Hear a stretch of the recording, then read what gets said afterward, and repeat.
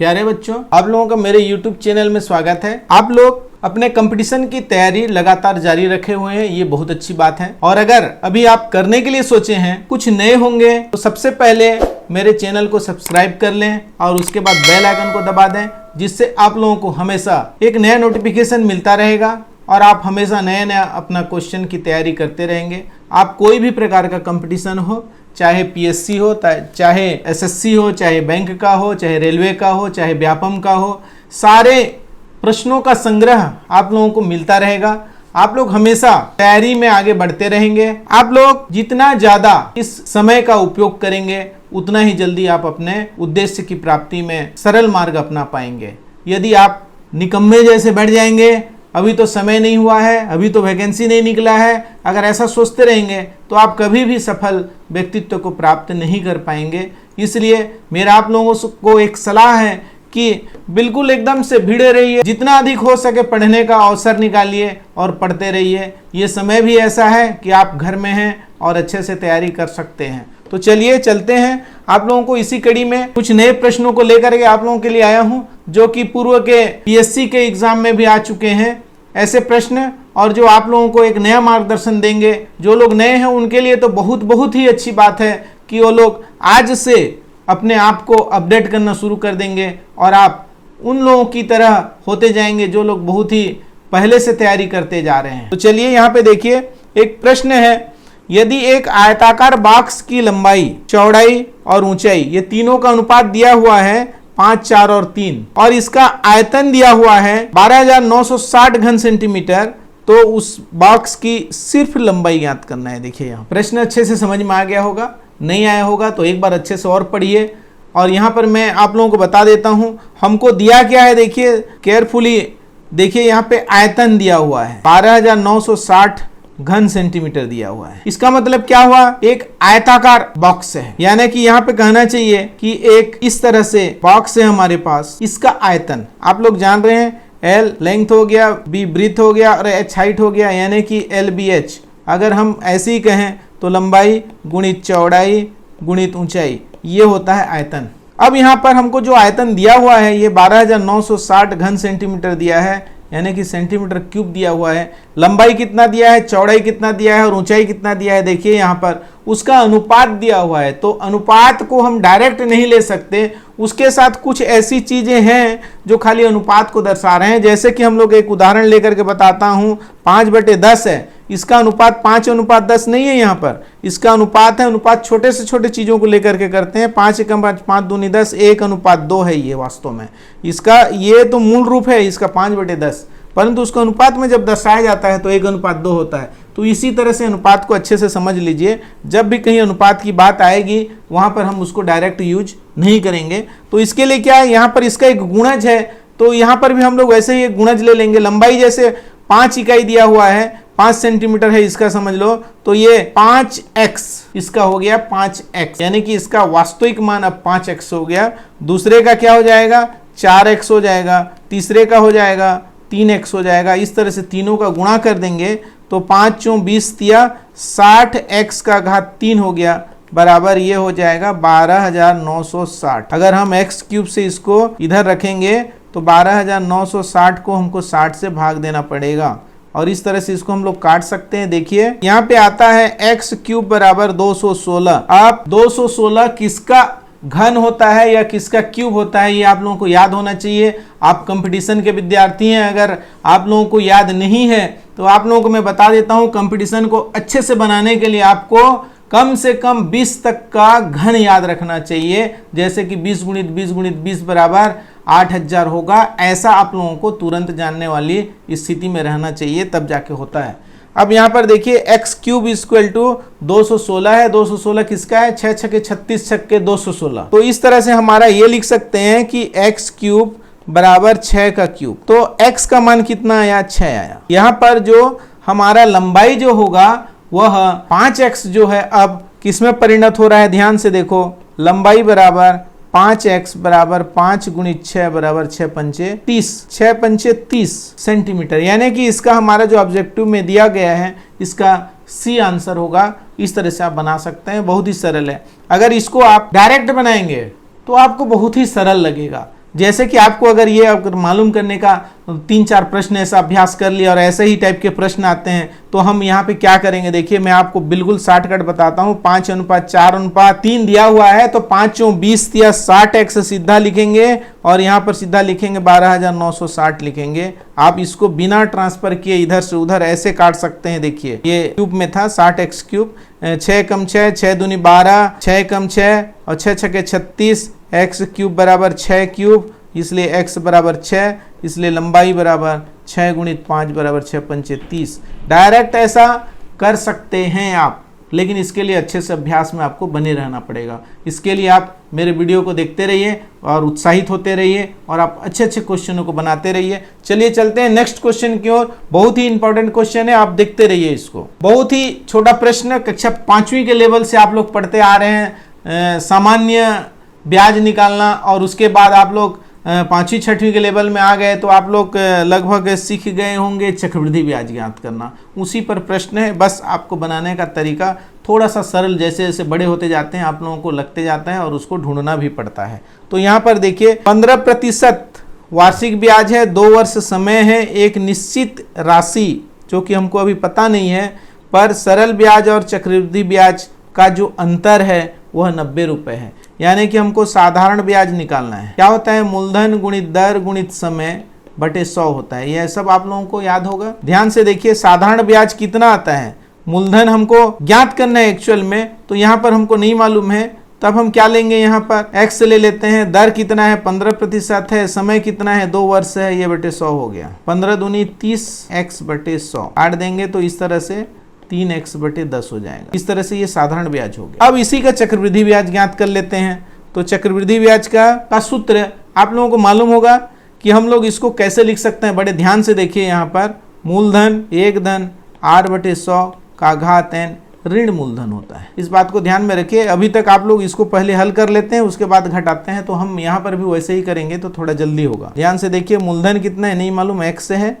और ये कितना हो गया 1 धन r कितना है 15% बटे 100, और यहाँ पे कितना है 2, 5 दूनी 5 या 15 और 5 दूनी 10। इस तरह से ये कितना आया 20 से कम 20, इससे गुणा होता है और ये 2 जुड़ जाता है। 20 से कम 20 और ये 3 जुड़ जाएगा तो हो गया 23। 23 बटे 20 कितना बार है, देखो 2 बार, और सामने में है x। 23 कितना होता है, मैं बताया ना आप लोगों को हमेशा वर्ग और घात 3 वाला छोटे छोटे चीजों का निकालना पड़ेगा। ठीक है, या तो 23 का पढ़ा याद होना चाहिए या उसका वर्ग याद है तो बहुत अच्छी बात है। 23 529 होता है, और ये x हो गया और ये हो गया 400। ये हमारा क्या मिला, हमको मिश्र धन मिला है। अभी इसमें से मूलधन को घटाएंगे। देखिए मैं 2 स्टेप में इसीलिए किया कि आप लोगों को सरल लगे। यहाँ पर x बटा 1 करते जाएंगे यहाँ पर, तो यहाँ पर माइनस x/1, तो ये कितना हो जाएगा 529 में। देखिए इसको करते कैसे हैं, x माइनस 400x होगा। ये हल करने का तरीका यही है, बट ये हो गया, तो यहाँ पे कितना हो गया 129x बटे 400। ये हो गया हमारा चक्रवृद्धि ब्याज। अब ये बोलता है दोनों का अंतर जो है वह कितना है 90 रुपए है। 129x बटा 400 ऋण 3x बटा 10। अगर लघुत्तम इसका लेते हैं तो देखिए हल करने का तरीका ये हो जाएगा, 400 ही आएगा, और 129x माइनस इसका 40 आ रहा है, 4 या 12, 120x हो गया, यानी कि 9x बटा 400 आया। और दोनों का अंतर कितना मिला है हमको 90 रुपए मिला है यहाँ पर, तो इक्वल टू 90 रुपीस हो गया। आप ऐसा काटना अभी अभी आपको सिखाया था मैं, इस तरह से आप काट सकते हैं। x बराबर क्या होता है हमारा 10 गुणित 400, माने कि ये हो गया 4000 रुपए हमारा मूलधन प्राप्त होता है, कि जो कि हमारे लिए b में दिया हुआ है। ये देखिए, और इस तरह से आप निकाल सकते। थोड़ा सा मेहनत लगता है, कुछ प्रश्न ऐसे होते हैं बहुत मेहनत कराता है और हमको अंक दे जाता है, परंतु वही मेहनत जब हमको करने का आदत हो जाता है तब हमको दूसरे प्रश्न सरल लगते हैं। तो चलो नेक्स्ट प्रश्न की ओर चलते हैं। आप लोगों को बहुत ही सरल लगेगा। अब ये प्रश्न देखिए, आप इस प्रश्न को देख करके बना सकते हैं, परंतु आपको थोड़ा सा अपने बुद्धि का उपयोग करना पड़ेगा। कैसे, देखिए यहाँ पर हमको दिया गया है a plus B plus C का वैल्यू दिया गया है 8, और A B plus B C plus C A का वैल्यू दिया गया है 1, और ये एक कंडीशन दिया गया है कि इसका वैल्यू ज्ञात करना है। तब हम आप देखो यहाँ पर बी सी सी ए और ए बी हमको प्लस प्लस तीनों में दिख रहा है, और यहाँ पर वो चाहिए भी, तो वो अलग कैसे होगा उसको सोचना है। थोड़ा सा ध्यान से देखिए, और ये बता दूं मैं, यहाँ पर a प्लस बी प्लस सी अलग से आना चाहिए, ये होगा, ये हमको ध्यान में रखना है। तो मैं आप लोगों को बता दूं ऐसे प्रश्न पर यहाँ पर जो 3 ABC एक साथ दिया हुआ है इसको तीनों के साथ अलग अलग कर देते हैं। इसका मतलब यहाँ पर ये होगा, देखो यहाँ पर इस पर ले चलते हैं BC B धन C ये दिया हुआ है, इसके साथ एक ठो ABC को पास में रख लेते हैं। है तो सब प्लस में, कहीं भी रखने से कोई फर्क नहीं पड़ेगा, परंतु आपके सोच को उस तरफ ले जाना है जिससे हमको निकलना है। फिर क्या हुआ, इसके दूसरे वाले पक्ष को ले चलो CA C प्लस A, इसके साथ भी एक ठो ABC छोड़ देते हैं। फिर प्लस ये वाला देखिए AB A प्लस B, इसके साथ भी एक ठो ABC छोड़ देते हैं। तो इस तरह से 3 ठो ABC 3 जगह पे एडजस्ट हो गए। यहाँ पर एक एडजस्ट हुआ, यहाँ पर एक एडजस्ट हुआ, यहाँ पर एक एडजस्ट हुआ। अब आप लोग देख रहे हैं इस पहला एडजस्टेबल में देखो BC कॉमन है, ABC के पास भी है, तो क्या बच गया यहाँ पर B धन C धन A बचा। इसी तरह से CA इसके पास कॉमन है तो C धन A तो है ही इसके पास, यहाँ पर भी क्या बच जाता है, तो यहाँ पे B बच गया। और इसी तरह से AB कॉमन लेने के बाद A धन B बचा यहाँ पर, और यहाँ पर ABC में से AB निकल गया है तो C बचा। इस तरह से आप देख रहे हैं A plus B plus C, A plus B plus C, A plus B plus C, जिसका मान 1 होता है 8 है यहाँ पर, और BC यहाँ पर CA और AB है। तो तीनों में होने की वजह से A धन B धन C को हम लोग बाहर निकाल देते हैं, तब क्या बचता है, यहाँ से BC बचा, यहाँ से CA बचा, और यहाँ से AB बचा। यानी कि दोनों ब्रैकेट हमको वही मिल गए जिसका वैल्यू हमको दिया गया है। इसका वैल्यू 1 दिया गया है, इसका वैल्यू 8 दिया गया है, तो इसका आंसर आता है 8। तो इसका डी आंसर होगा 8 होगा। देखिए इस तरह से सरल प्रश्न भी रहते हैं, इससे भी सरल प्रश्न होते हैं। चलिए चलते हैं, देखते हैं अभी और प्रश्न क्रमांक 12 को देखिए। 2 पाइप ए और बी क्रमशः 40 और 48 मिनट में टैंक को भर सकते हैं। ये प्रश्न बहुत ही सरल तरीके से बना सकते हैं आप लोग, बड़े ध्यान से देखिए।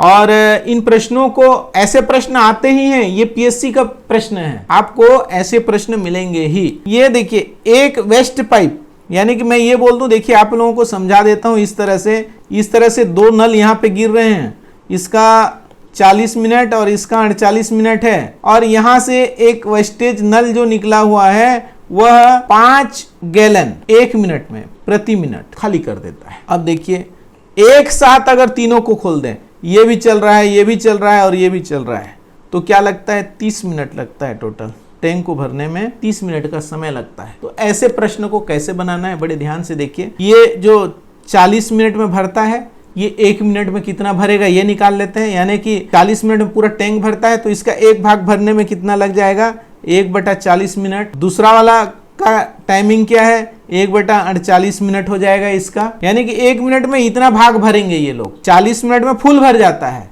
तो 1 मिनट में 1/40 हिस्सा भरेगा उसका। अब यहाँ पर इसके जो 5 गैलन जो खाली करता है, इसका हमको नहीं मालूम कि यह कितना मिनट लेता है, इसलिए इसका मिनट को हम लोग क्या कर लेंगे, x कर लेंगे। साथ में ध्यान में रखिए यहाँ पर इसको ऐड नहीं करना है, चूंकि ये खाली कर रहा है और ये लोग भर रहे हैं, इसलिए यहाँ पर क्या हो जाएगा, ये माइनस वाला होगा। ठीक है, इस माइनस को अगर हम क्रमबद्ध लिखें तो 1/40 प्लस 1/48 माइनस 1/x लिखेंगे।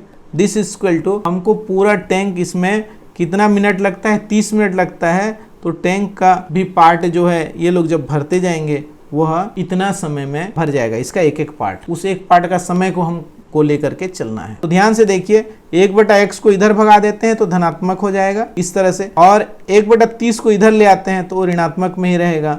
तो यहाँ पे कितना हो गया, 1/40 प्लस 1/48 माइनस 1/30। तो इस तरह से देखिए इसको, इसका जब लघुत्तम लेंगे, यहाँ पे लघुत्तम लेने का भी तरीका आप लोगों को एक अच्छा बताता हूँ, बड़े ध्यान से देखिए इसको। 2 ठो 0 दिख रहा है, इसका मतलब इसके लास्ट में 0 होना ही पड़ेगा, चाहे जितना भी अंक आए आगे तरफ उसमें 0 रहना ही चाहिए। और आगे देखिए यहाँ पर अब आता है, यहाँ पे 3 है, यहाँ पे 4 है और यहाँ पे 48 है। तो 4 और 3 के टेबल में भी 48 आता है, इसलिए हमारा यहाँ पर सीधा सीधा हम लोग 48 का यूज कर सकते हैं। देखिए कितना सरल है, आप थोड़ा सा सोचने का तरीका बदलना पड़ेगा आप लोगों को।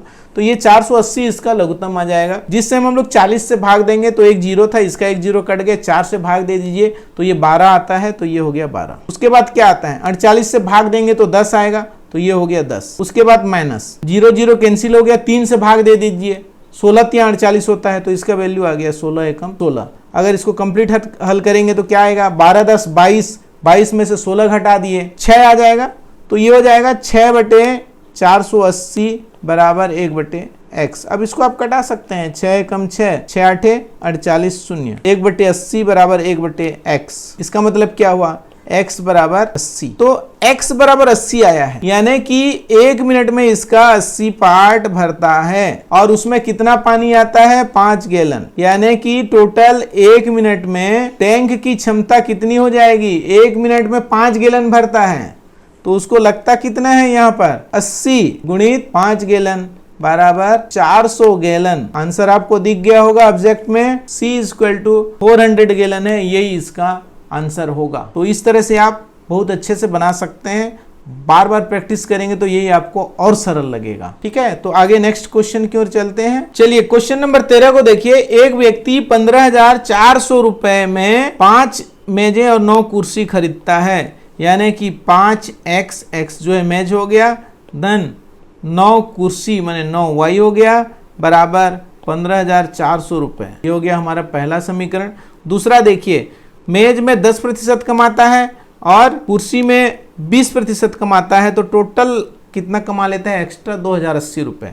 हमारे पास 5 मेज है इसलिए 5x गुणित 10% धन 9y गुणित 20% बराबर 2,080 रुपए। ये इतना हो। अब इसको आप काट सकते हैं, देखिए ये काट दिए, ये काट दिए, तो कितना हो जाएगा 5x बटे 10 धन 9 दूनी 18y बटे 10 बराबर 2,080 रुपये। यहाँ पर देखिए लघुत्तम निकाल करके जाएंगे तो इधर गुणा हो जाएगा, 2,080 में एक शून्य बढ़ जाएगा और इधर कितना हो जाएगा 5x धन 18y।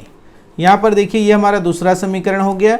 समीकरण 2 में समीकरण 1 से 5x का मान रखने पर, ये तो मैं तरीका बता रहा हूं, आप लोगों को इतना डिटेल में करके तो हल करना है नहीं, आप डायरेक्ट करेंगे तब क्या हो जाएगा। देखिए 5x के जगह पे हमको रखना है, कितना रखना है, देखिए 9y को इस साइड ले जाएंगे तो माइनस हो जाएगा, तो ये हो जाएगा 15,400 ऋण 9y, ये 5x का वैल्यू मिला है समीकरण 1 से, और धन 18y बराबर 20,800। अब यहाँ पर इसको ओपन करेंगे तो 18y में से 9y कैंसिल हो जाएगा, यानी कि क्या हो जाएगा 9y बराबर 20,800, इधर जाएगा ये और माइनस हो जाएगा 15,400 में से इधर जाकर के माइनस होगा, तो 20,800 में से 15,400 को घटा दीजिए तो कितना हो जाएगा 5,400 हो गया। इसको घटा दिए तो अब इसको काट सकते हैं, देखिए 9 एकम 9, 9 छक्के 54, ये हो जाएगा y बराबर 600। y बराबर क्या मिला हमको 600।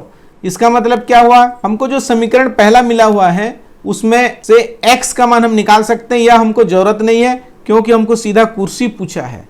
9 ठो जो हमारे पास कुर्सियों को बेचने से लाभ मिला था उस आधार पर हमने क्या निकाला, y का वैल्यू कितना निकाल लिया 600 रुपए है, और हमको कितने ठो का निकालना है 7 कुर्सी का निकालना है, तो एक कुर्सी का मूल्य 600 रुपए है, तो 7 कुर्सी का मूल्य कितना हो जाएगा 7 छक्के 42, 4,200 रुपए होगा, और इस तरह से इसका जो आंसर होगा सी होगा। तो इस तरह से आप बना लिए। अब देखिए उस सरल प्रश्न को, इसको कैसे हल करते हैं और आप लोग कितना जल्दी हल कर सकते हैं। ऐसे सरल प्रश्न भी आपको पीएससी जैसे बड़े एग्जाम में भी आते हैं, और उसी का प्रश्न है ये, बड़े ध्यान से देखिए। 24 है, ये 25 है, ये 29 है, ये 56 है, यहाँ पर क्या आएगा उसको हमको जानना है। तो हम लोग कोशिश कर सकते हैं अपने सोचने के तरीका, जैसे जैसे आप बहुत प्रैक्टिस में रहेंगे तो आप लोगों को ऐसे सोच अपने आप आने लगेगा, इसमें कोई बहुत ज़्यादा सोचने की जरूरत नहीं है कि ये कैसे हल करना है। ध्यान से देखिए, सबसे पहले हम सिंपल सा अंतर को लेके चलते हैं। इसमें और इसमें 1 का अंतर है, देखिए इसमें और इसमें कितने का अंतर है 4 का अंतर है। देखिए इसमें और इसमें कितना का अंतर है, देख लीजिए इसको, इसमें से इसमें घटाएंगे तो